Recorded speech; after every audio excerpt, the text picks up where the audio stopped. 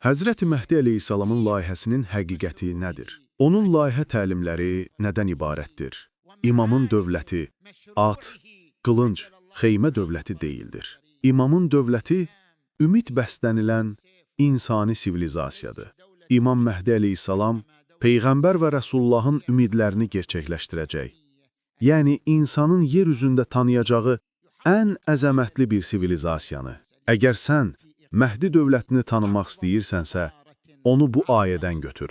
Biz isə istədik ki, o yerdə zəif salınmışlara mərhəmət göstərək və onları cəmaata imam, yer üzünə varis edək. Qəsəs surəsi 5-ci ayə. Varislər nə deməkdir? Yəni, yer üzünün xəzinələri onların əlindədir. Bütün sərvətlər əllərindədir. Onları ən üstün səmərəli iqtisadi metodla tətbiq edirlər. Varislərin mənası da elə budur. Bu əsil dövlət.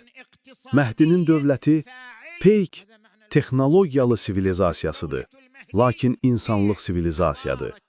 Həmçinin qardaşlıq sivilizasiyası. Məhdinin dövləti budur. İmam əleyhissalamın xüsusi bir vaxtı vardır. Hətta bütün nizam və dövlətlər insanlığı təcrübədən keçirəcəkdir. Əgər bütün nizamlar və müxtəlif dairələr insanlığı təcrübədən keçirsə, biləcəklər ki, həmin nizamdan başqa fəsadı kökündən qoparan və islahatı tətbiq edən heç bir nizam yoxdur, hansı ki, vasitəsilə yaradılmışdır. Bu zaman yer üzündəki cəmiyyət İmam Məhdi əleyhissalamın layihəsini qəbul etməyə hazır olacaqdır.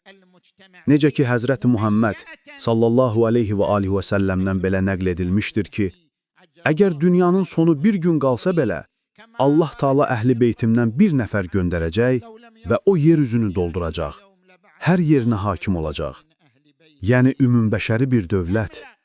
Daha məsələn, İrağı, İranı və ya müəyyən bir yerdə yerləşən dövləti deyil, yer üzünü haqq və ədalətlə dolduracaq, necə ki, zülm və haqsızlıqla dolmuşdur.